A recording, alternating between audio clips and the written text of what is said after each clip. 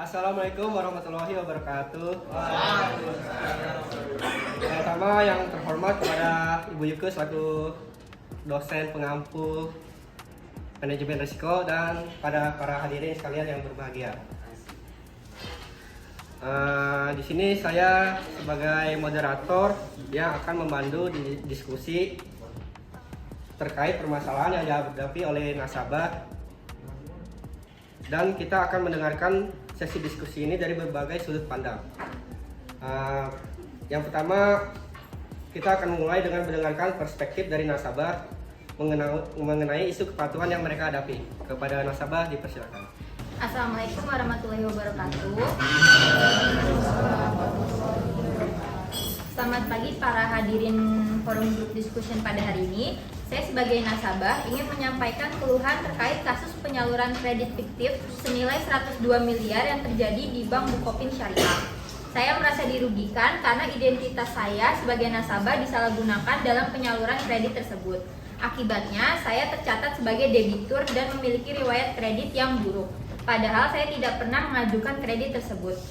Saya meminta penyelesaian segera dari pihak Bank Bukopin Syariah, termasuk penghapusan data kredit fiktif yang mencemarkan nama baik saya, dan saya minta tanggung jawab penuh dari Bank Bukopin Syariah atas kerugian yang saya alami. Sekian dari saya, terima kasih. Assalamualaikum warahmatullahi wabarakatuh. Oke, di sini kami sebagai Bank Bukopin Syariah yang akan menyelesaikan masalah nasabah terkait kasus yang sudah dijelaskan sebelumnya. Dan pertama-tama di sini kami ingin memperkenalkan satu persatu komite dari Bank Bukopin Syariah.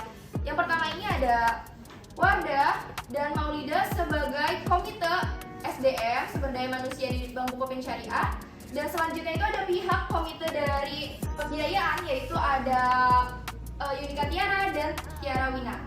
Dan selanjutnya di sini ada saya sendiri sebagai manajemen resiko Bank Bukopin Syariah dan ditemani oleh teman saya yaitu ada Silviana Ismiani. Kemudian selanjutnya ada komite terakhir yaitu dari teknologi informasi, yaitu ada Fatur Kurniawan dan juga ada Muhammad Fatur Rizky.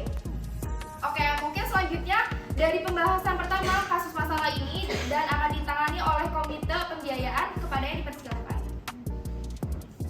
Oke, di sini saya sebagai dari tim komite manajemen resiko Bank Bukopin Syariah.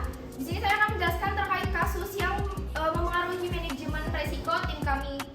Jadi untuk mengatasi hal itu perlu dilakukan evaluasi menyeluruh terhadap sistem pengendalian internal dan prosedur pembiayaan, implementasi sistem pengawasan efektif, dan pelatihan etika bagi pegawai dapat mencegah kasus serupa yang mungkin bakal timbul di kemudian harinya. Pengembangan kebijakan dan prosedur pembiayaan yang lebih ketat juga diperlukan untuk meminimalkan resiko yang ada pada kasus-kasus yang terjadi setelahnya.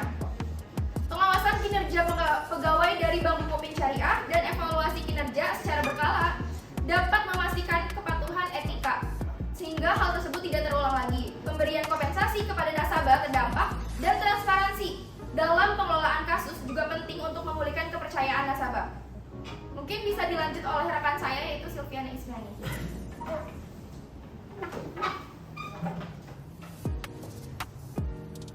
Baik, terima kasih.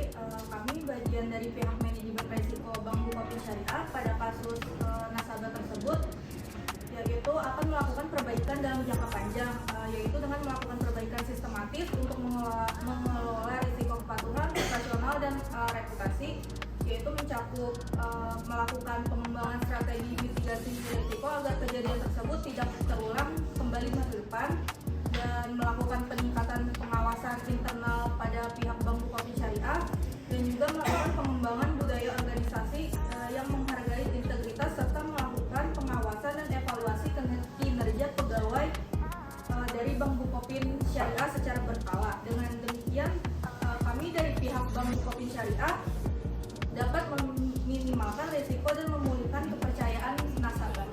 Sekian, terima kasih. Apakah dari Bank sudah?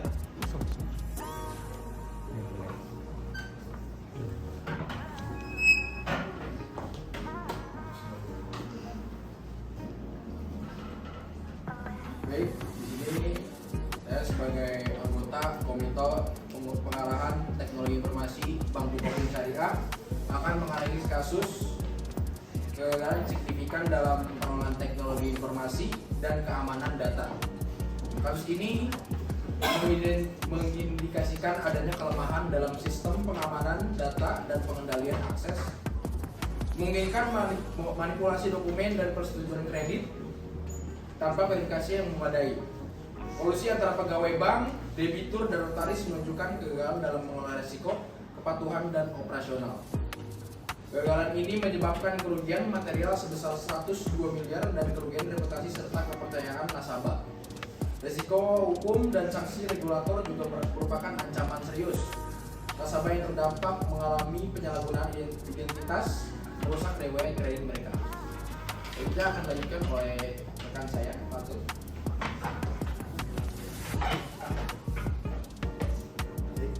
Melanjutkan dari apa yang telah disampaikan rekan saya dari Komite bagian TI, untuk mengatasi kasus ini perlu dilakukan evaluasi menyeluruh terhadap sistem teknologi informasi dan keamanan data. Implementasi sistem pengawasan efektif yaitu seperti sistem pengamanan data. Kami akan yang pertama akan melakukan penggunaan teknologi enkripsi data. Lalu yang kedua, kami akan melakukan pengendalian akses yang lebih ketat. Lalu yang ketiga, kami melakukan pemantauan aktivitas sistematis secara real time. Lalu yang kedua yaitu dari sistem pengawasan transaksi, kami akan melakukan implementasi sistem deteksi penipuan. Lalu yang kedua, pemantauan transaksi mencurigakan. Dan yang ketiga yaitu penggunaan algoritma untuk mendeteksi pola penipuan. Lalu dari pengembangan kebijakan, kami akan melakukan pengembangan kebijakan pengamanan data. Lalu yang kedua, pelatihan kesadaran keamanan TI bagi pegawai. Dan yang ketiga, yang terakhir yaitu pengawasan kinerja sistem TI atau secara berkala. Dalam jangka panjang perlu dilakukan perbaikan sistematis untuk mengelola risiko kepatuhan operasional dan reputasi melalui teknologi informasi. Hal ini mencakup pengembangan strategis mitigasi risiko TI dan peningkatan pengawasan internal. Dengan demikian, Bank Bukopin Syariah dapat meminimalkan risiko dan memulihkan kepercayaan nasabah. Mungkin dari bagian TI, saya kembali ke moderator.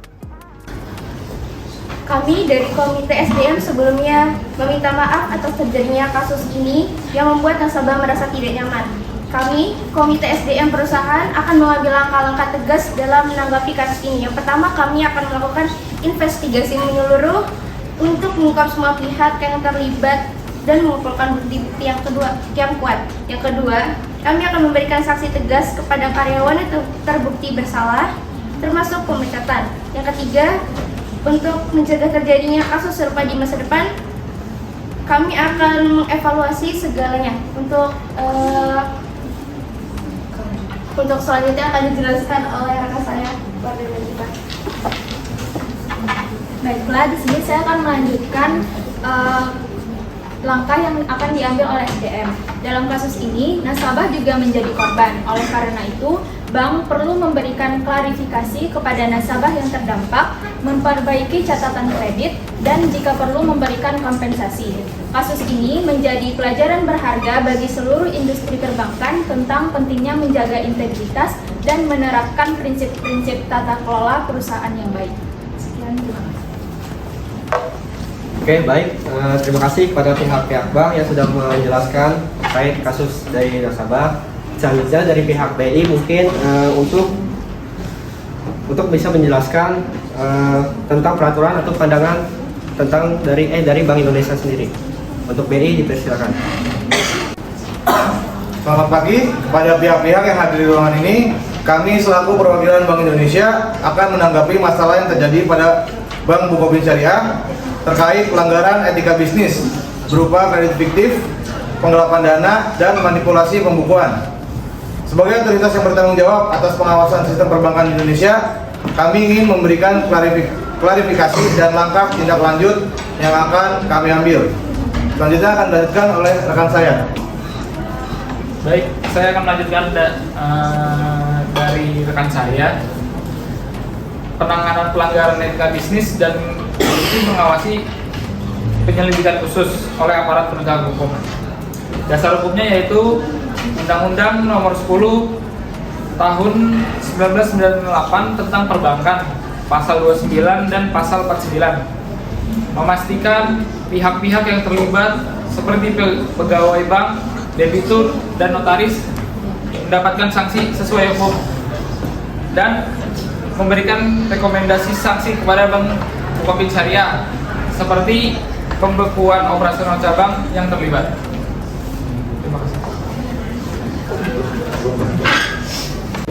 Untuk pemulihan hak nasabah, menghapus catatan kredit buruk yang muncul akibat penyalahgunaan identitas dengan dasar hukumnya PBI nomor 10/10/PBI 2008 tentang sistem informasi debitur pasal 15 Undang-Undang Konsumen pasal 4, yaitu menjamin data nasabah yang tercemar diperbaiki di seluruh sistem perbankan nasional. Selanjutnya dilanjutkan oleh rekan saya.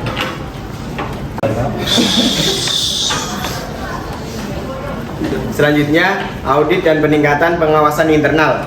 Memastikan bahwa Bank Bukopin Syariah melakukan audit ulang secara menyeluruh pada semua cabang. Hal ini didasarkan pada dasar hukum Peraturan Bank Indonesia Nomor 14/PBI/2012 tentang manajemen risiko pasal 6. Mengawasi implementasi sistem manajemen risiko untuk mencegah manipulasi dokumen dan pelanggaran prosedur kredit di masa depan. Selanjutnya akan dilanjutkan oleh rekan saya. Oke, baik, selanjutnya itu pemulihan hak nasabah. Mengawasi pemberian kompensasi kerugian kepada nasabah yang dirugikan dengan dasar hukum PBI nomor 7/7/PBI/2005 tentang penyelesaian pengaduan nasabah pasal 2 dan 4. Undang-Undang Perlindungan Konsumen pasal 19, yaitu mengatur agar komunikasi dengan nasabah dilakukan dengan cara transparan dan profesional untuk memulihkan kepercayaan mereka. Selanjutnya akan dijelaskan oleh teman saya. Untuk selanjutnya, peningkatan prinsip kehati-hatian bank membimbing Bank Syariah Bukopin untuk memperketat prosedur persetujuan kredit. Dasar hukum Undang-Undang Nomor 10 Tahun 1998 tentang perbankan, pasal 29 ayat 2. Mengawasi pelatihan pegawai bank dalam menjalankan prinsip kehati-hatian. Berikutnya akan dilanjutkan rekan saya. Penyelesaian pengaduan nasabah mengawasi mekanisme pengaduan yang diterapkan oleh Bank Bukopin Syariah berdasarkan dasar hukum Peraturan Bank Indonesia Nomor 7/7/PBI/2005 tentang penyelesaian pengaduan nasabah pasal 2 dan 4 untuk memastikan penyelesaian pengaduan dilakukan tepat waktu dan memprioritaskan hak nasabah. Untuk monitoring dan evaluasi pasca kasus, melakukan monitoring pasca penanganan untuk memastikan Bank Bukopin Syariah tidak mengulangi pelanggaran serupa berdasarkan dasar hukum Peraturan Bank Indonesia Nomor 14/15/PBI/2012 tentang manajemen risiko pasal 6, melaporkan hasil evaluasi kepada Bank Indonesia untuk pengawasan lebih lanjut terhadap Bank Bukopin Syariah. Terima kasih. Baik, terima kasih. Sebelumnya, selanjutnya mungkin dari pihak OJK bisa langsung saja memaparkan terkait pandangan OJK terkait kasus ini. Ya, terima kasih atas kesempatan yang diberikan kepada pihak OJK. Di sini saya selaku perwakilan dari OJK sangat prihatin dengan mengecam keras tindakan pelanggaran yang terjadi, yaitu etika bisnis, fraud, dan penggelapan dana yang terjadi di Bank Bukopin Syariah. Tindakan-tindakan tersebut tidak hanya merugikan nasabah secara finansial, tetapi juga merusak kepercayaan publik terhadap industri perbankan syariah. Di sini OJK berkomitmen untuk menindak tegas setiap pelanggaran yang terjadi dan memastikan bahwa industri perbankan syariah beroperasi secara sehat, transparan, dan akuntabel. Di sini mungkin selanjutnya untuk kasus yang lebih spesifik akan dijelaskan oleh rekan-rekan terkait. Terima kasih. Baik, di sini sesuai dengan peraturan POJK nomor 3 garis miring POJK 03 tahun 2015 tentang penerapan manajemen risiko bagi bank umum. Di sini POJK akan mengatur tentang bagaimana penerapan manajemen risiko yang wajib diterapkan oleh bank dalam kegiatan operasionalnya, termasuk dalam pemberian kredit. Bank juga harus memiliki melakukan verifikasi yang cermat dan penuh kehati-hatian dalam setiap transaksi kredit yang diberikan. Dalam kasus ini, manipulasi dokumen dan persetujuan kredit tanpa verifikasi yang memadai melanggar ketentuan ini. Selanjutnya, peraturan lain disebutkan oleh perwakilan dari kami. Selanjutnya, POJK nomor 1 garis miring POJK titik 03 garis miring 2011 tentang kewajiban penyampaian laporan oleh Bank Umum. POJK ini mengatur kewajiban bank untuk melaporkan segala kegiatan yang terjadi dalam operasional mereka secara transparan kepada OJK. Dalam kasus kredit fiktif, bank diharuskan melaporkan setiap pemberian kredit secara akurat. Ketidakakuratan dalam laporan dapat menyesatkan regulator dan merugikan pihak yang tidak terlibat. Selanjutnya, POJK nomor 13 garing POJK titik 03 garing 2017 tentang penilaian kualitas aset. POJK ini mengatur tentang penilaian kualitas aset yang mencakup kredit yang diberikan oleh bank. Kredit yang diberikan secara fiktif atau manipulatif dapat merusak kualitas aset bank dan mempengaruhi laporan keuangan bank. Penyalahgunaan kredit fiktif dalam kasus ini jelas melanggar ketentuan yang dimaksud.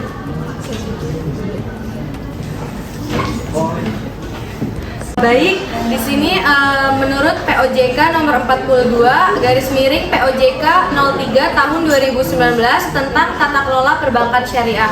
Dalam konteks bank syariah, tata kelola yang baik harus mencakup transparansi, integritas, dan akuntabilitas dalam setiap proses yang dilakukan. Kasus manipulasi dokumen yang telah disampaikan oleh nasabah dan kolusi yang terjadi menunjukkan adanya kegagalan dalam menerapkan tata kelola yang sesuai pada bank yang bisa merusak integritas bank syariah tersebut.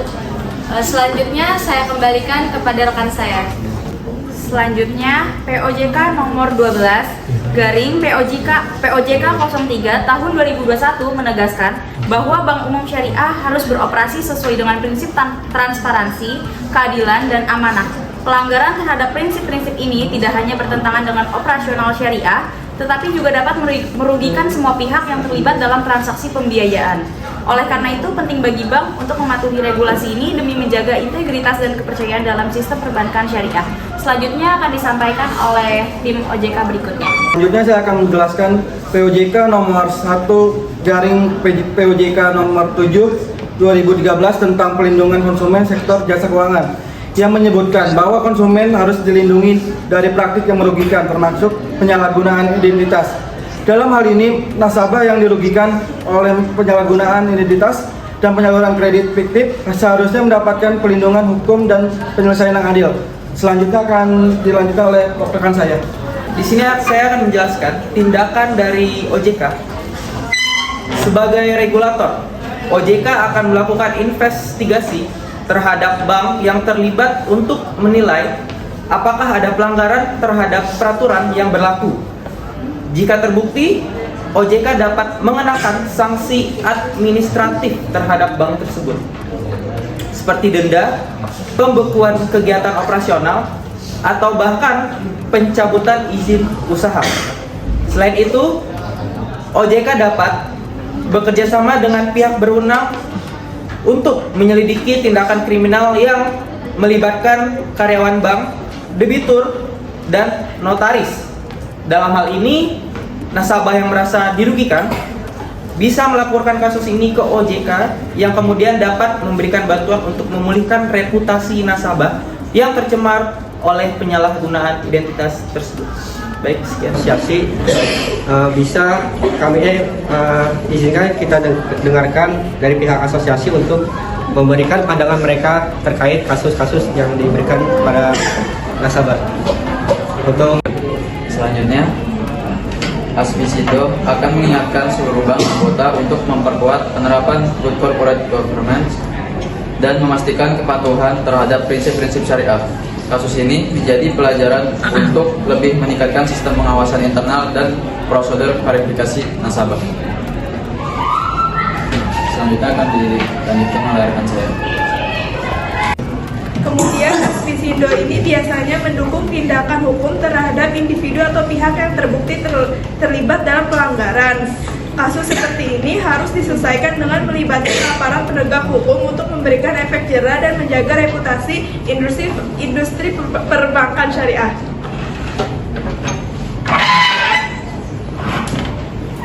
Baik, yang selanjutnya, dalam kasus seperti ini, langkah terpenting adalah mengembalikan kepercayaan nasabah. Kami sebagai Asbisindo dapat mendorong Bank Bukopin Syariah untuk memberikan kompensasi yang adil kepada nasabah yang dirugikan dan membersihkan riwayat kredit yang tercatat secara tidak sah. Kasus ini menjadi momentum bagi kami sebagai Asbisindo untuk memperkuat komitmen industri perbankan syariah terhadap prinsip transparansi, akuntabilitas, dan keadilan. Hal ini penting agar Bank Bukopin Syariah tetap dipercaya oleh masyarakat sebagai lembaga keuangan yang berlandaskan etika syariah dengan menyelesaikan kasus ini dengan tanggap dan memuaskan. Sekian statement yang dapat kami berikan selaku tim dari Asbisindo. Baik, terima kasih kepada pihak asosiasi. Selanjutnya akan ada notulensi dari pihak nasabah. Kepada notulensi dipersilakan. Assalamualaikum warahmatullahi wabarakatuh. Selamat pagi kepada pihak-pihak yang telah hadir di ruangan ini. Saya Gina Safitri dan rekan saya Kamalia Istana sebagai notulen pada FGD hari ini. Di sini saya akan menyampaikan notulensi permasalahan pelanggaran kepatuhan yang telah dilakukan oleh Bank Bukopin Syariah terkait kasus penyaluran kredit fiktif senilai 102 miliar yang menyebabkan nasabah rugi karena identitasnya disalahgunakan dalam penyaluran kredit tersebut. Dari kasus tersebut, pihak-pihak terkait menyampaikan penyelesaian dari sudut pandang masing-masing pihak. Yang pertama dari pihak bank. Pada Bank Bukopin Syariah, Komite Manajemen Resiko menyampaikan akan melakukan evaluasi penyeluruhan terhadap sistem pengendalian internal dan prosedur pembiayaan serta pengawasan dan evaluasi kinerja secara berkala. Kemudian, Komite Pengarahan TI akan melakukan evaluasi secara menyeluruh terhadap sistem teknologi dan keamanan data. Komite SDM akan melakukan perbaikan secara sistematis dalam pengelolaan SDM dan budaya organisasi. Kemudian yang terakhir, Komite Pembiayaan akan melakukan investigasi internal, menerapkan kebijakan ketat, melakukan pelatihan etika, dan melakukan kerjasama OJK untuk menerapkan strategi anti fraud yang lebih efektif. Yang kedua itu ada sudut pandang dari Bank Indonesia. Bank Indonesia akan mengambil tindakan untuk memastikan bahwa pelanggaran etika bisnis dan kolusi ditangani secara tegas. Kemudian Bank Indonesia berupaya memulihkan hak nasabah yang dirugikan seperti penghapusan catatan kredit buruk, pemberian kompensasi, dan perbaikan data pada sistem perbankan nasional. Kemudian Bank Bukopin Syariah juga diwajibkan untuk memperketat prosedur persetujuan kredit serta meningkatkan pelatihan pegawai dalam menjalankan prinsip kehati-hatian sesuai standar perbankan.